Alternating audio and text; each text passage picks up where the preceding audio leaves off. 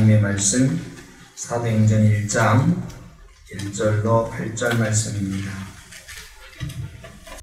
한 절씩 교독하겠습니다. 데오빌로여, 내가 먼저 쓴 글에는 우리는 예수께서 행하시며 가르치시기를 시작하심부터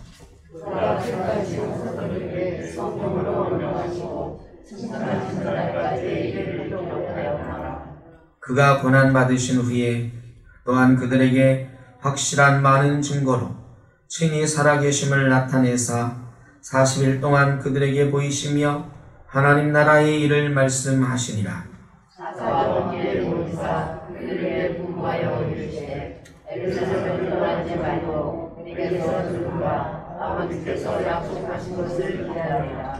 요한은 물로 세례를 베풀었으나 너희는 몇 날이 못되어 성령으로 세례를 받으리라 하셨느니라.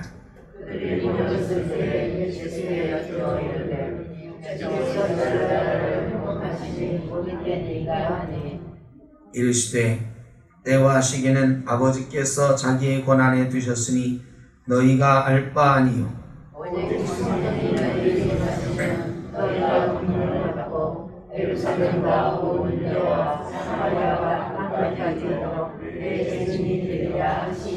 아멘. 예수 믿는 사람이면 다 성령에 대해서 안다고 생각을 할 겁니다. 그런데 한마디로 성령이 뭘 하시는가? 성령이 무슨 일을 하시는 분인가? 이렇게 물어보면 딱히 이것입니다 라고 똑부러지게 대답하는 그리스도인들 그렇게 많지 않습니다. 성령에 대해서 잘 알고 있는 것 같지만 막상 성령님이 뭐 하시는 분인데요? 이렇게 여쭤보면 한마디로 대답 잘 못해요. 우리를 도와주시는 분? 뭐 이런 정도 말할 수 있겠죠. 하나님은 천지를 창조하신 분, 예수님은 십자가 지시고 우리를 구원하신 분, 성령님은 뭐 하시는 분일까? 딱 부러지게 답을 내놓기가 만만치가 않습니다. 성령님은 뭘 하시는 분이신가? 오늘 주님께서 그러셨어요. 오직 성령이 너희에게 임하시면 너희가 권능을 받을 것이다. 성령님은 능력 주시는 분이십니다. 여러분, 앞으로는 성령님에 대해서 말씀하실 때 분명하게 말씀하셔야 되는데 성령님은 뭐 하시는 분인가? 능력 주시는 분이시다. 그럼 어떤 능력 주시는가? 첫째는 예수 믿게 하는 능력을 주세요. 고린도전서에 보면 누구든지 성령으로 말미암지 않고는 그리스도를 주로 할 자가 없느니라 그랬어요. 예수를 예수로 고백하게 하는 것이 성령님이 우리에게 주시는 첫 번째 능력이에요. 예수 믿게 해주는 능력. 예수 안 믿는 사람이 나 예수 믿겠습니다 이러기 정말 어렵거든요. 예전에는 그래도 막 교회 새로 나가는 사람이 많았어요. 웬만하면 어려우면 예수 안 믿는 사람도 교회 한번 가볼까 그랬어요. 근데 요즘 예수 안 믿는 사람 중에 교회 가볼까 이런 사람 있습니까? 누가 예수 믿으라고 하면 거꾸로 너 아직도 예수 믿어? 그러는 세상이거든요. 이런 때에 성령께서 그 마음에 내가 예수 한번 믿어봐야지 하는 마음 주시는데 이게 능력이에요. 예수 믿는 능력. 이런 걸 성령님이 주시는 거예요. 그런데 그럼 우리 이미 예수 믿은 우리에게는 성령님은 어떤 능력을 주시는 걸까요? 이게 더 중요하죠. 예수 이미 믿은 우리에게 성령은 무엇인가? 예수를 몇십 년 믿은 나에게 성령님은 어떤 능력을 주시는가? 많은 사람들은 방언의 능력 준다고 하고 예언의 능력 준다고 하고 병 고치는 능력, 가르치는 은사 뭐 이런 것 주신다고 생각을 합니다. 성령님의 능력 그러면 방언, 막 이런 신비로운 것 이런 거 자꾸 생각을 하는데 성령님의 능력은 성령님이 우리에게 임하시면 우리가 권능을 받고, 주님이 뭐라고 하셨냐면 예루살렘과 온 유대와 사마리아와 땅끝까지 이르는데 증인이 되리라. 증인이 되는 능력을 주시는 거예요. 성령님이 우리에게 주시는 능력 딱 하나만 말하 그러면 예수님의 증인이 되는 능력이다. 근데 예수님 증인이 된다 그러니까 내가 전도하는 능력을 주시나? 이렇게 생각하기 쉬워. 근데 요즘 전도할 수 있으십니까? 그럼 여러분은 성령 하나도 못 받으셨나요? 아니, 전도하는 사람, 이게 예수님의 증인되는 거라고 생각하기 쉬운데 틀린 말은 아니지만, 증인이 전도하는 것, 이것만 있는 것은 아니에요. 예수님의 증인이 되는 것은 예수 그리스도의 향기를 드러내는 거예요. 예수 그리스도의 냄새가 나는 거예요. 예수 그리스도께서 우리를 향해서 빛과 소금이 되라 그러셨어요. 우리가 예수 그리스도를 믿고 성령님의 능력을 받으면 세상의 빛과 소금이 돼요. 사람들이 우리를 보면서 야, 저 사람 예수 믿는 사람이구나, 야, 저 사람처럼 살면 좋겠다, 이런 얘기를 하게 만들어주는 게 성령님이 우리에게 주시는 능력이에요. 이게 조금 더 고급스럽게 얘기하면 하나님 나라 백성 된 우리를 하나님 나라 백성답게 살게 하시는 능력을 주세요. 여러분, 이게 정말 어려운 거예요. 예수 믿었는데 방언하는 거는 쉬워요. 예수 믿고 방언하는 사람은 수도 없이 많아요. 그런데 예수 믿고 예수 믿는 사람답게 사는 사람은 사실 찾기가 쉽지 않아요. 나도 예수 믿는 사람답게 살려고 노력하는데 다 그렇게 생각하시지요. 그런데 우리의 말과 우리의 행동을 보면서 사람들이 예수님 향기가 난다, 이렇게 생각되게 사는 것 정말 어렵고 찾아보기 어려워요. 죄송하지만 저도 늘 딜레마예요. 내가 목사인데 사람들이 나를 보고 우리 목사님 보면 하나님 같아, 예수님 같아, 이런 생각이 들게 좀 살 수 있으면 좋은데 사람의 모습이 많아요. 너무 많아. 내 고집도 많고 내 입에서 나오는 말들이 그렇지 않은 말들이 너무 많아요. 제가 많은 목사님들을 아는데 대단히 죄송하지만 그 수많은 목사님들, 우리 교단에서 내놓으라 하는 목사님들 제가 잘 알고 지냈는데 정말 저분은 하나님이 목사로 세우신 사람 같다, 이런 분이 그런 느낌이 막 와서 막 존경스럽고 나도 저분처럼 저런 목사가 되면 좋겠다, 이런 생각 들게 막 느낌을 주는 분이 죄송하지만 그렇게 많지 않아요. 예전 어른들은 저희처럼 많이 배우거나 또 막 다양한 영상을 쓰고 막 이런 목회의 기술들 이런 거 별로 없으셨거든요. 근데 그분들은 그리스도의 향기가 나는 분들이 꽤 많았던 거예요. 그래서 목사님만 보면 뭔가 편안해지고 사랑이 느껴지고. 근데 이 시대가 흘러가면서 그런 모습이 저희에게 없어지는 게 저도 참 민망하고 부끄럽습니다. 제가 저희 아버지 보면서 예전에 그런 생각했었거든요. 나는 목사하면 안 되겠구나. 목사는 우리 아버지처럼 해야 되는가 본데 나는 우리 아버지처럼은 못 살 것 같은데 이런 생각했었거든요. 지금도 여전히 마찬가지예요. 저는 목사 처음 할 때 내가 우리 아버지보다 목회 잘할 거라고 생각했습니다. 우리 아버지보다 내가 훨씬 많이 배웠고 똑똑하고 말도 잘하고 설교도 내가 더 잘하는 것 같았어요. 그런데 그런 게 목회가 아니더라고요. 그런 게 성령의 능력이 아니더라고요. 성령의 능력의 가장 큰 것은 뭐냐? 목사를 목사답게 보이게 하시는 것. 예수 믿는 사람을 예수 믿는 사람답게 보이게 하는 것, 이게 성령의 능력이더라고요. 우리 교회에 제가 모태신앙이니까 57년 예수 믿었어요. 근데 이 중에는 저보다 예수 더 오래 믿은 분들도 있어요. 우리 교회는 수십 년 예수 믿은 분들이 대부분이에요. 그런데 수십 년 예수 믿었다는 거하고 그 사람을 보면서 야, 저 사람은 참 예수 믿는 사람답다라고 생각이 드는 것과는 완전히 별개예요. 수십 년 예수 믿었다고 다 저분처럼 예수 믿었으면 좋겠다. 야, 저분처럼 신앙생활하는 게 좋겠다. 이런 생각 들게 하나요? 그 입에서 나오는 말들이 정말 사람이 듬뿍듬뿍 묻어있구나. 저분 목소리만 들어도 나는 행복해. 이런 말들을 우리가 하고 사나요?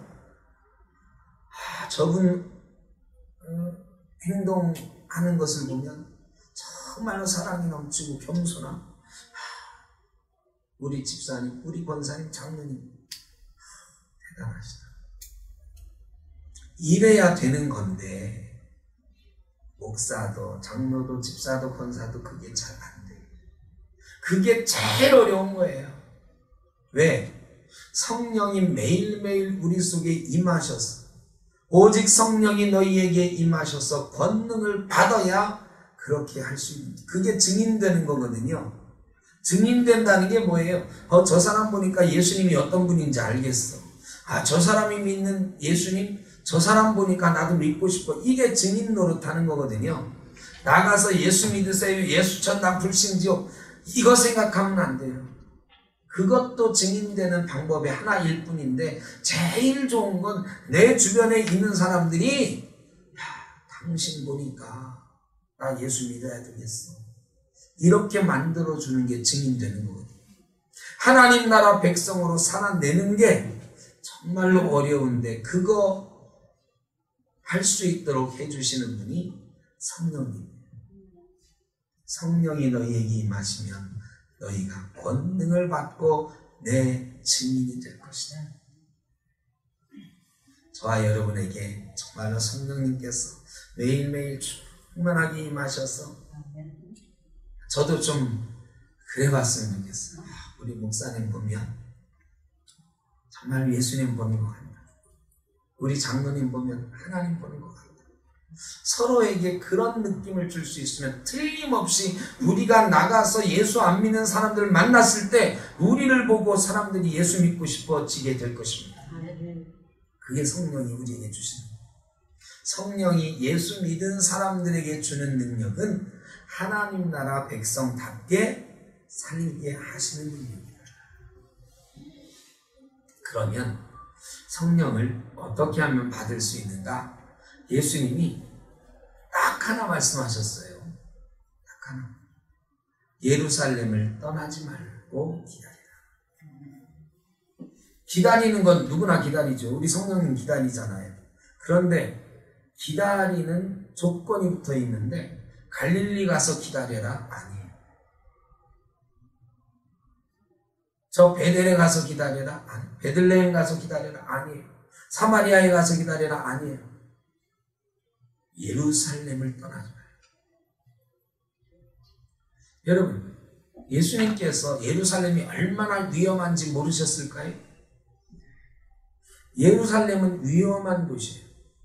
예수님이 십자가에 못 박혀 죽으셨잖아요. 예수를 십자가에 못 박은 사람들은 예수의 제자들도 잡아뜨리려고 눈에 혈안이 돼 있어요. 예수님이 부활하셨다고 세상이 바뀌었나요? 예수님 부활하셨다고 제자들이 막 떠들고 사람들이 또 몇백 명 막 몰려드니까 이 사람들이 야, 예수가 부활했다고 저 가짜 뉴스 퍼뜨리면서 세상을 혼란스럽게 하고 선동하는 저놈들 다 잡아들여라. 이런 상황이죠. 사도행전에 보면 너희 다시는 예수에 대해서 말하지 마라. 그러면 요번 한 번은 풀어주는데 앞으로는 국물도 없어 그러잖아요. 그러니까 사람들이 예수에 대해서 말하기만 하면 알레르기를 일으키는 이런 땅이었어요. 예수 믿는 사람들 잡아 죽이는 땅. 사도 바울이 예수 그리스도를 막 증언하는 스데반을 돌로 쳐 죽이는 곳에 옷 맡았던 사람. 다메섹으로 예수 믿는 사람들 잡아 죽이러 가던 사람이잖아요. 사람들은 예수 믿는 사람을 잡아 죽이고 있었어요. 여러분, 제자들이 안 두려웠을까요? 예수님하고 같이 계실 때는 그래도 예수님이 부활하셔서 우리와 함께 계시니까 저분의 능력은 어마어마하니까 저분이 다시 회복시키실 거다. 그런데 예수님이 내가 이제 하늘로 가신대요. 내가 가고 성령님이 오실 거예요. 그랬더니 제자들이 우리가 오늘 읽은 말씀에도 주님께서 그 나라를 회복하시니 그때입니다. 제자들은 아직도 예수님께서 회복하시는 그 나라, 로마로부터 해방하는 나라, 이스라엘이 독립할 때 이때를 기다리는 거예요. 제자들은 열망이 있었습니다. 예루살렘에 대한 열망이 있었어요. 예루살렘에 들어가기만 하면 예수님이 왕이 되시고 우리도 한 자리 차지하고 이스라엘은 해방될 것이다. 해방된 조국에 대한 열망이 있었고 하나님 나라 이 땅에서 이루어지는 왕국으로 착각했어요. 예수님이 승천하시면서 성령님 오시면 말씀하시는데 그때가 주님 나라가 회복되는 때입니다. 이때도 제자들은 그 열망을 가지고 있었어요. 주님께서 그러십니다. 그런 것 말고 너희가 내 증인 되는 예수님도 열망이 있으셨어요. 예루살렘에 대한 열망이 있으셨어요. 여러분, 예수님이 예루살렘을 보고 우셨다 그랬어요. 하나님께서 하나님 나라의 도성으로 시온산을 세우시고 그 시온산에 예루살렘을 세우시고 예루살렘에 성전을 지으셨어요.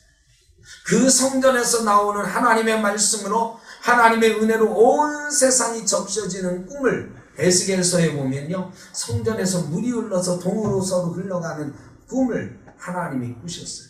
그런데 그 예루살렘이 강도의 소굴이 되고 복음의 성지가 되고 본부가 되어야 될 그 예루살렘이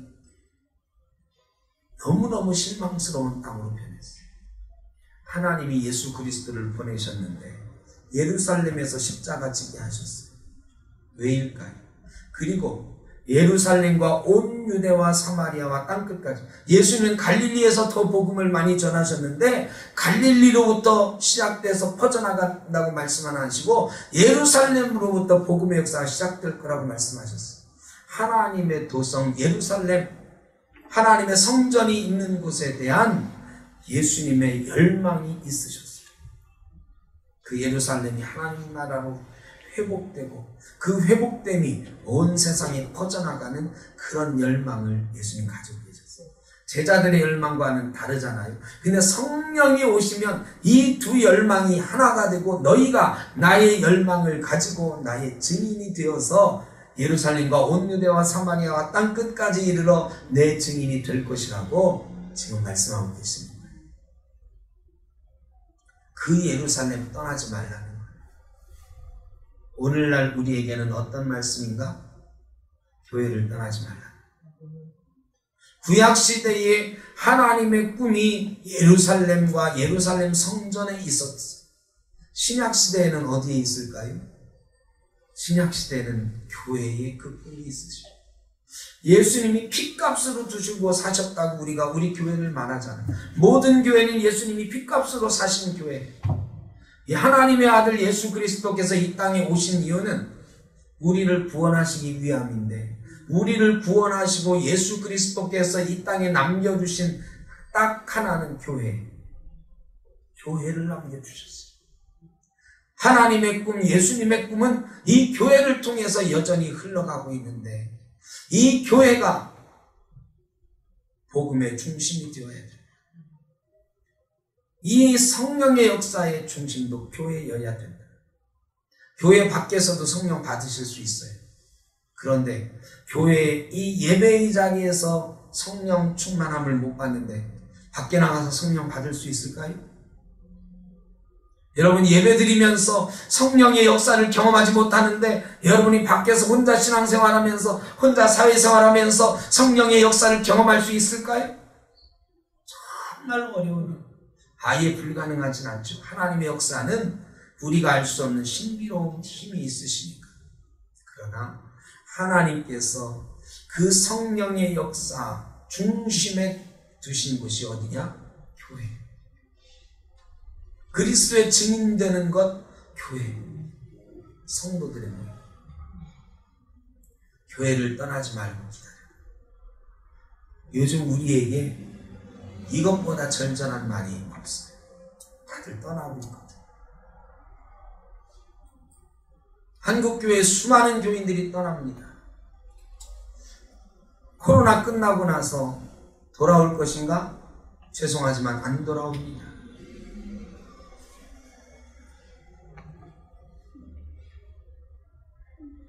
안 돌아와요. 지금 영상으로 예배하고 있는데 저희가 영상 이거 일주일 정도 지나면 조회수가 굉장히 많아요. 우리 교인 숫자보다 조회수가 더 많아. 그래서 제가 흐뭇했어요. 우리 교회 교인은 코로나 전에 100명밖에 예배 안 했는데 야 보니까 60명은 나와서 예배하고 이 영상으로 보는 사람이 많을 때는요 한 150명 정도 돼요. 그러면 한 200명 예배하네? 우리 교회 영상을 보고 예배하는 사람이 200명 되네? 그런데 이게 사탄이 주는 생각. 우리 교회 교인 원래 100명 가운데 이 시간 실시간으로 예배하고 있는 사람은 1부 예배 때 10명, 2부 예배 때 10명밖에 안 돼. 실시간으로 보는 사람 숫자가 나오거든요. 나머지는 다른 교회 사람들이 나중에 자기 교회 예배 보고 나서 이쪽 교회 예배도 한번 봐보자 하고 와서 보는 거예요. 제가 지난주에 그거를 확실히 알았잖아요. 부르동교회 전도사로 있던 정유재 전도사가 이제 목사님이 되셨는데 스승의 날이라고 이번 주간에 왔어요. 지난 주간에 왔는데 우리 교회 소식을 너무 잘 알아. 저희는 홈페이지가 없는데 너무 잘 알아. 그래서 당신 어떻게 이렇게 잘 알아요? 제가 유튜브 들어가서 보고 있습니다. 그래요. 그러니까 다른 교회 사람들도요 그냥 평일날 생터교회 예배 어떻게 하지? 한번 와서 보는 거야. 그런 게 다 조회수로 남는 거야. 실제로 지금 이 시간에 드리는 우리 생터교회의 예배 숫자는 영상으로 드리면 10분밖에 안 돼요. 적어도 20-30명 예배 안 드려요. 그럼 그 예배 안 드리시는 분들 코로나 끝나고 돌아올까요? 교회마다 이 인터넷 예배를 코로나 끝나도 해야 됩니다. 그래. 인터넷 예배하니까 처음에는 이게 무슨 예배야 막 그랬거든요. 우리가 막 정부에도 난리를 쳤거든요. 그런데 인터넷으로 예배해보니까 너무너무 편하대. 특히 젊은 사람들 교회 안 가도 되고 너무 시간이 세이브되고 좋다는 거야. 또 아무 때나 예배할 수 있으니까 주일날은 놀러 갔다 와서 월요일날 잠깐 보면 되지 이렇게 하는 거예요. 그래 인터넷 예배 계속 해달라고 하는 거예요. 여러분 예배의 자리가 무너지고 있습니다. 교회가 비어가고 있습니다. 우리 센터교회는 예외일까요? 아니요. 우리 교회도 비슷한 상황. 이 어려운 상황 속에 교회를 떠나요. 예배의 자리를 떠나요. 여러분 이런 교회가 성령 충만의 중심이 될 수 있을까?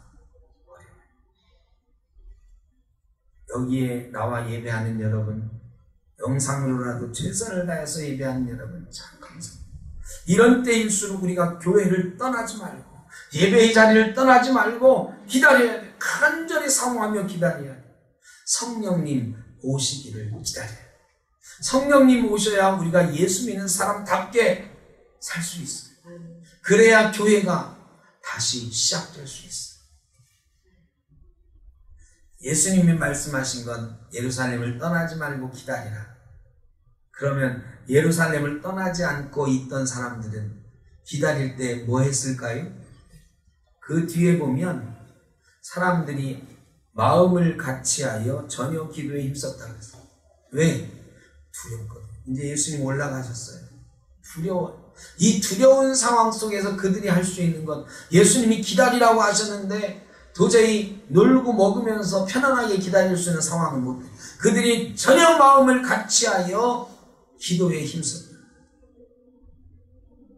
여러분, 사람들이 마가의 다락방에 모여가지고 두려워서 전혀 기도에 힘썼다.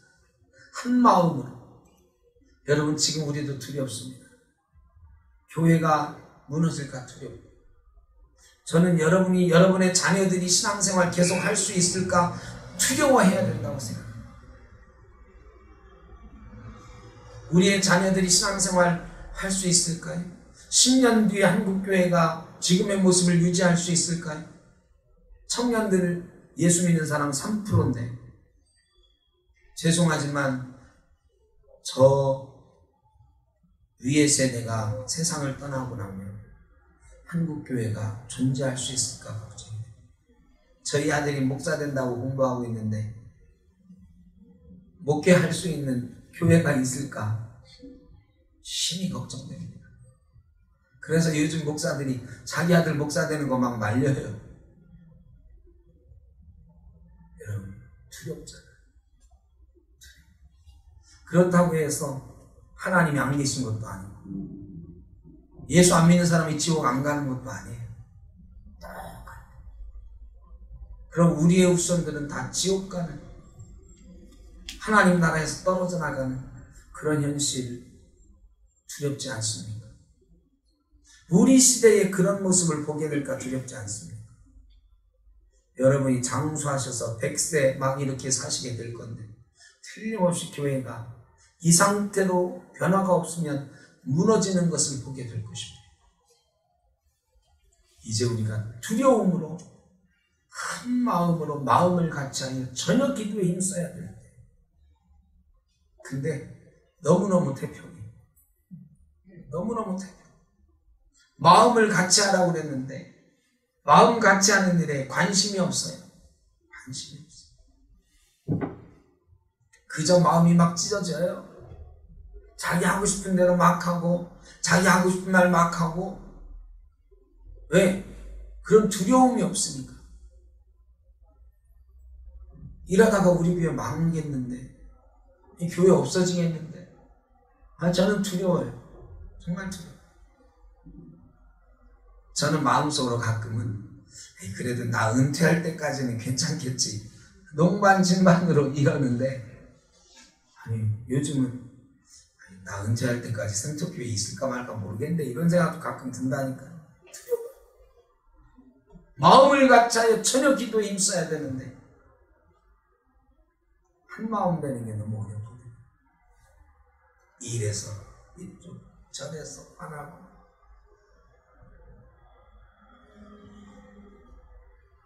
분열이 있고. 왜? 성령의 능력이 우리에게 없어서. 성령의 능력이 있으면 절대 이런 일이 일어나지 않아요. 여러분, 우리가 전혀 마음을 같이하여 기도해야 돼요. 성령의 능력 받아야 됩니다. 그래서 하나가 되어서 복음의 중심으로 우리 교회와 이 예배의 자리가 다시 서야 돼요. 그러지 않으면 교회도 망하고 우리 인생도 망하고, 여러분의 자녀들도 예수를 믿어요. 여러분, 두렵지 않습니다. 두려워요. 마태복음 4장에 보면 성령에 이끌리어 예수님이 광야로 가셨다 그랬어요. 예수님이 성령에 이끌리셨는데, 성령님이 예수님을 좋은 데로 이끌어 가셔야지. 광야로 가서 금식하게 하시더니 사탄이 시험한 돌로 떡을 만들어 나에게 경배하라. 여러분, 성령님이 무슨 시험을 주시러 이끌어 가시냐. 그런데 예수님이 다시 성령의 능력으로 그 시험을 이기셨어요. 말씀으로 이기셨어요.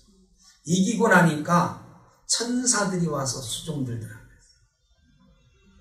시험을 이기고 나면 천사들이 수종드는 하나님의 아들의 영광이 드러나는 것입니다.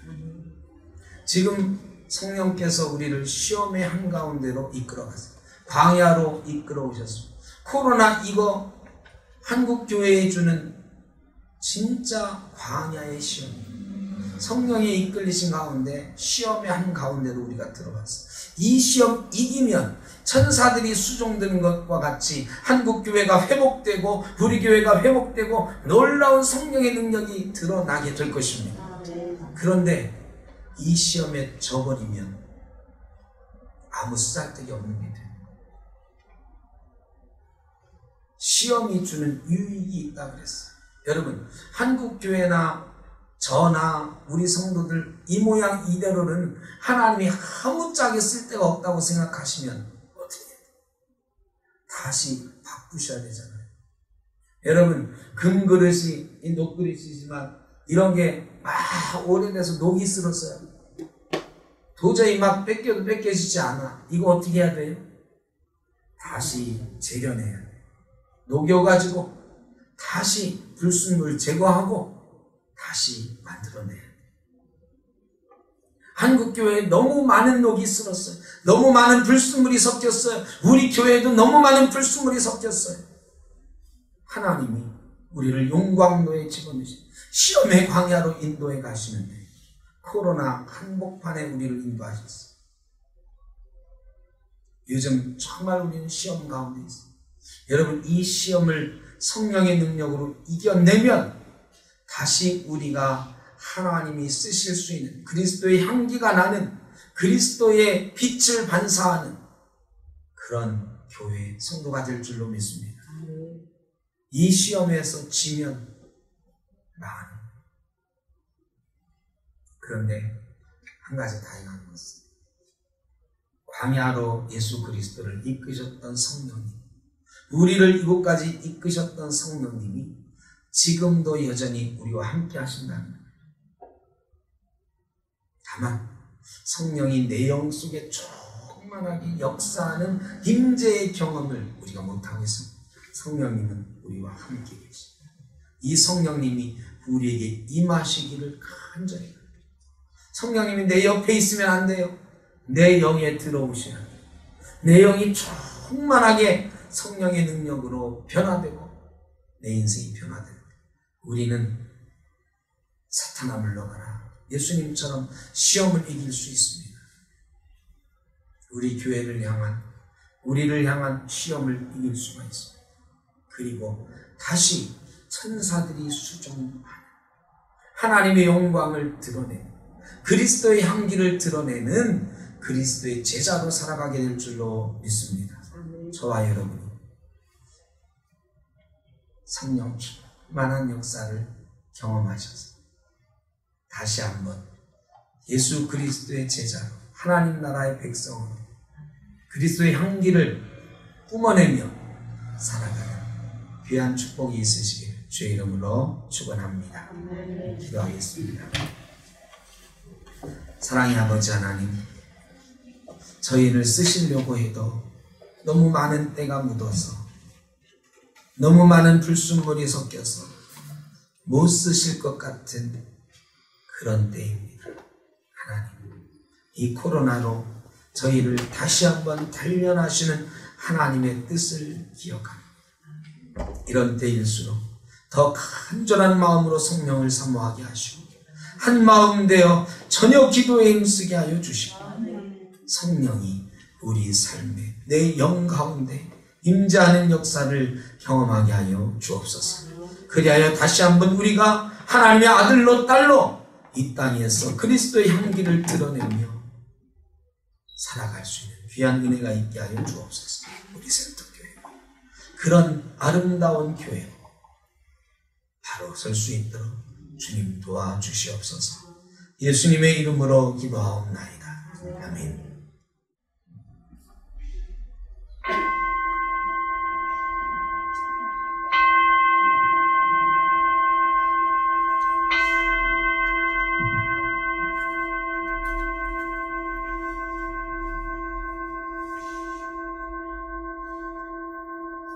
지금은 우리 주 예수 그리스도의 크신 은혜와 아버지 하나님의 무한하신 사랑하심과 성령의 인도하시며 교통하시니 성령님 우리에게 임재하셔서 우리를 그리스도의 향기 나는 하나님 나라 백성 되게 하옵소서.